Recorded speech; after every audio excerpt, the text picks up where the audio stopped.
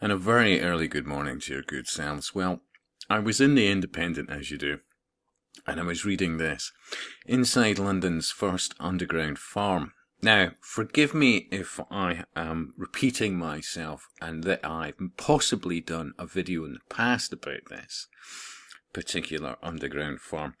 But let's be honest, I've done at least, 250 videos on this channel alone, and this is my third channel. After all, the first two, well, you know where they went. So, with that in mind, let me read on. It's 7,000 square feet. The tunnels have the capacity to accommodate up to 8,000 people. Well, I call bullshit on that. I am not a mathematical genius, but I'm fairly confident that the only way you could get 8,000 people into 7,000 square feet is in urns, i.e. they'd have to be cremated first. I just don't think you could get 8,000 people in 7,000 square feet. I could be wrong, and if I'm wrong, I apologise, but I am fairly confident that can't be done. But even pushing that aside, nowadays though, they're used to host trays upon trays of sprouting herbs. Now, I am sure I've done a video on this in the past. Okay, but given the fact of what we've been seeing in the last week or so about the severe shortage of vegetables based on dependency on other countries, which we really need to resolve. And as you know, I did a vid within the last couple of days about that. It's all the more important to have a wee chat about this one, isn't it? And as I read down here, the other thing I noticed was something was conspicuous by its absence. But humour me, let me read some of this first. At a time when UK supermarkets have taken to rationing vegetables, I mean, that is insane, isn't it? Really, we are in the 21st century and we're rationing vegetables, hello. As a result of a poor harvest in southern Europe, one green-fingered duo have found a new solution to the healthy eating problem. Grow your own greens deep down below the City of London. If you get off the tube at Clapham Common and then step into a cage-like lift that takes you about 100 feet below, this will become, you'll realise why I'm slowing down and highlighting that. Yeah, there is a reason for that. The bustling streets of South London, you'll find yourself in Growing Underground. Now, if you were to click on that link, it has problem loading page. Now, to be fair, that could be because the popularity of the story and the sheer amount of people going to that website.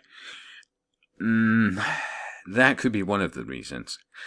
There is another reason I'm thinking that it may have been taken down to have time to amend what's on it. But as I said, bear with me. An urban farm housed in a network of dark and dingy tunnels, originally built as an air raid shelter during World War II. Childhood friends and founders Stephen Dring and Richard Ballard had a simple idea: find a solution to the way that we often arduously source our food. Now this, as I'm sure you suspect, definitely has Agenda 21 written all over it. But carry on. Their business could be a step into changing how we eat. Their aim is to reconnect British consumers with local products while reducing food miles and waste. Now remember, under Agenda 21, hey, your ability to move freely will be severely curtailed. Yeah? Most of you who come to my channel are well aware of this.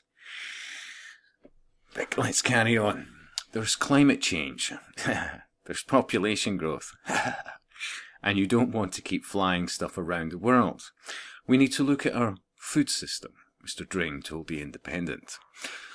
We've got enough food to feed the planet. It's just all in the wrong place. Well, it isn't at the moment. We started looking into that and how to make it into a business, he added. It's 7,000 square feet. The tunnels have the capacity to accommodate up to 8,000 people. I still call bullshit on that.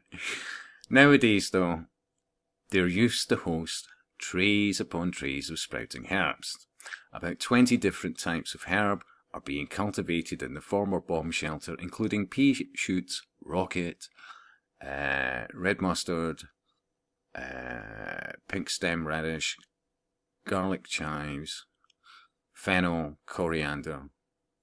I've probably pronounced the rochette wrong, but anyway, the plants are being supplied to markets and wholesalers right across London. Mr. Dring said that growing underground uses hydroponics. I'm sure there's other people we could think of that use hydroponics, but moving on. A system whereby plants are grown without soil, but with the help of low-energy LED lights. This allows each crop to grow in a carefully controlled, pest-free environment, and the farmers to produce plants of consistent quality, regardless of whether the city above is being graced with blazing sunshine or pelted with relentless rain. Who writes this stuff?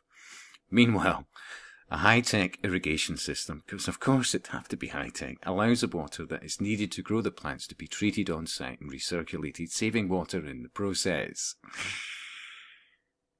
The farm's customers include food suppliers at New Covent Garden Market and Borough Market. I would argue their customers many of their customers are of a more, shall we say, Masonic nature. Now, you can read on, for example, the Subterranean Farm has secured the backing of celebrity chef Michel Rouge Jr., who happened to live almost directly above the farm, blah, blah, blah, blah, blah. Michelin-starred restaurants, places in Mayfair, etc., etc., etc., yada, yada, yada. Okay? But what I remember of this particular company was how exacting at the time they were below ground. In fact, I was so confident on what he used to describe things as that all I typed in was 33 below herbs.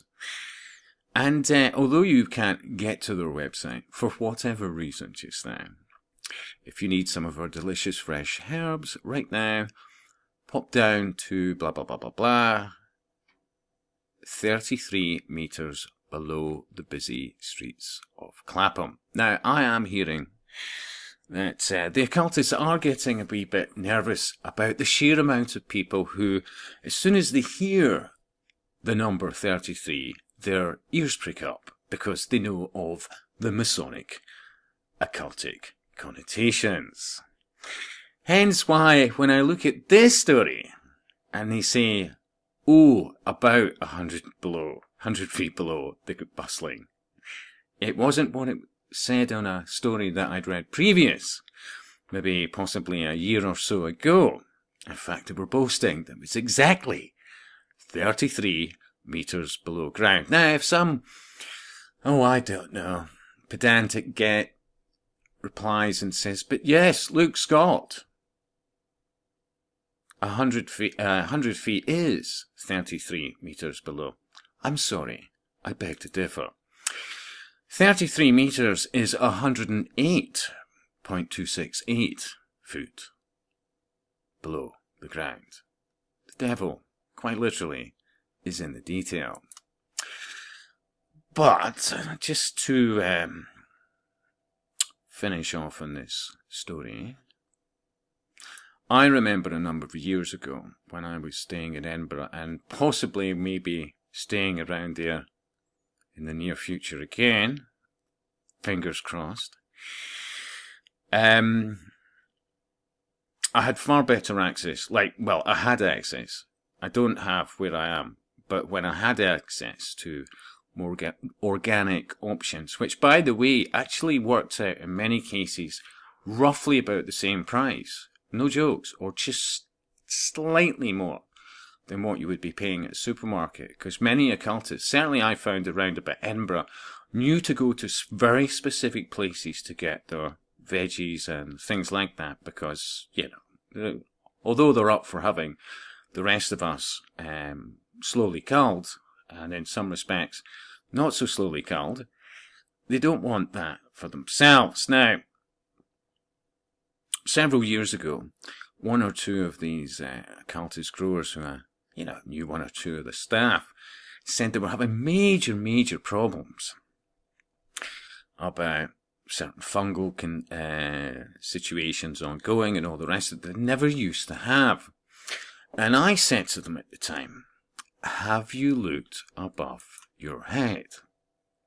Well, I was amazed to find that quite a number of them actually didn't know about chemtrails.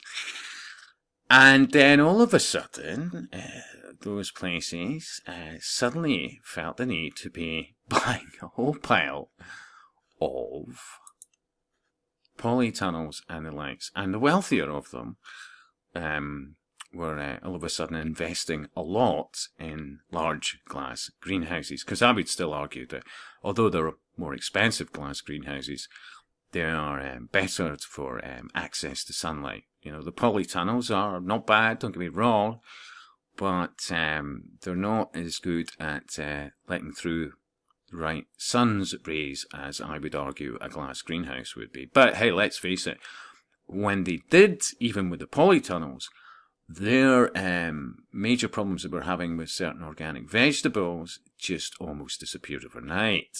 So, hey, in some respects, people could say, well, you were helping them, Scott. Well, I would say it was enlightened self-interest, to be honest. But I think it was appreciated at the time. Yes. What else can I say? Not really much, I suppose. But, yeah, I just thought it was quite funny. The lack of what they used to be bragging about in a previous article, and I just found it quite interesting how their website's down. And as I said, it could be down to something as simple as popularity and mouse clicks, but I think the jury's out on that, don't you? I'll speak to you soon.